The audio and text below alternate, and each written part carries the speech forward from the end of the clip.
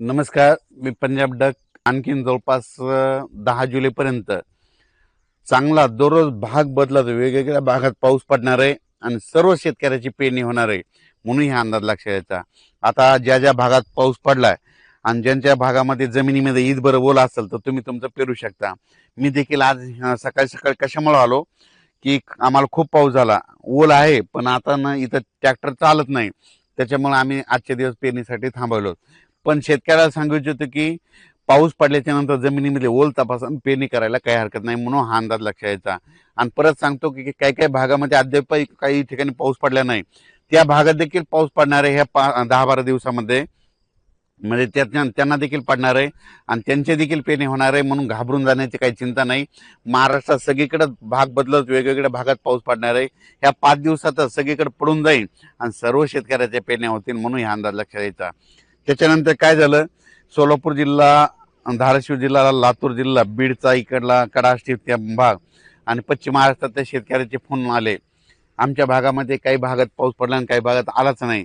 तर त्यांच्यासाठी सांगू इच्छितो, म्हणजे आज देखील म्हणजे 26 ते 30च्या दरम्यान मग तुमच्या पश्चिम महाराष्ट्राकडं सांगली जिल्हा, सोलापूर जिल्हा, कोल्हापूर जिल्हा, धाराशिव जिल्हा, हे पुन्हा असंच इकडं मराठवाड्यातलं बीड, लातूर ह्या पट्ट्यामध्ये काय होणार आहे, 26 ते 30च्या दरम्यान चांगला पाऊस पडणार आहे आणि त्यांच्या देखील पेरण्या होतील म्हणून ह्या अंदाज लक्षात यायचा. ह्या पावसात जर चांगली ईद बरोबर गेली तर तुम्ही देखील पेरणीचा निर्णय स्वतः घेऊ शकता. त्याच्यानंतर काय झालं, विदर्भात देखील काही भागात खूप पाऊस पडला, काही भाग जरी उंचीत राहिला असता तर ह्या 2-4 दिवसामध्ये सगळीकडेच पाऊस पडणार आहे आणि सगळ्या शेतकऱ्याच्या पेरण्या होणार आहे म्हणून हा अंदाज लक्षात घ्यायचा. दुष्काळ वगैरे पडणार नाही म्हणून हे लक्षात घ्यायचं. उत्तर महाराष्ट्राकडे नंदुरबार जिल्हा झालं, धुळे जिल्हा झालं, जळगाव जिल्हा झालं, नाशिक जिल्हा झालं, त्या भागात देखील काय होणार आहे, जरा जास्तच पाऊस पडणार आहे म्हणून त्यांनी देखील जमिनीची ओल पाहता तुम्ही तुमच्या पेरणीचा निर्णय घ्यायचा. मुंबईला देखील, मुंबई पुणे तिकडे देखील काय होणार आहे, जे जुलैच्या पहिल्या आठवड्यात मुसळधार पाऊस होईल, अतिवृष्टी होणार आहे म्हणून ही देखील मुंबईच्या जुलैच्या पहिल्या आठवड्यातला अंदाज लक्षात यायचा.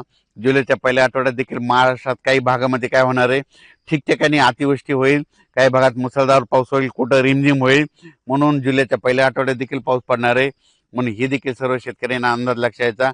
तो पाऊस काय होणार आहे, सगळीकडे नाही पडणार पण काही भागामध्ये जरा जास्तच पडणार आहे आणि ज्या तळ्यामध्ये पाणी आतापर्यंत अद्यापही नाही तर ती पाझर तलाव त्याच्यामध्ये काय होईल जुलैच्या पहिल्या आठवड्यामध्ये.